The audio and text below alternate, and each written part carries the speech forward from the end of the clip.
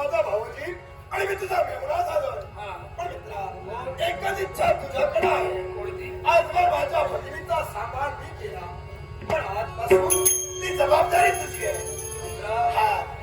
माझा शब्द तुला तू तुझ्या भगिनीवर प्रेम केलंस, त्याच्याही पेक्षा शतपटीनं जास्त प्रेम मी तुझ्या